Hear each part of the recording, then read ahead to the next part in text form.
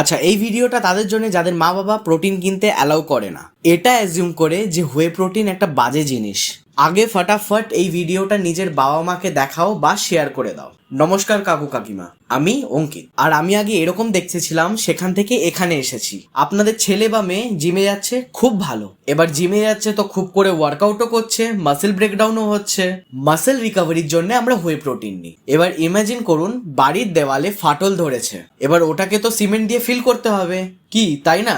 সেই সিমেন্টেরই কাজ করে হোয়ে প্রোটিন।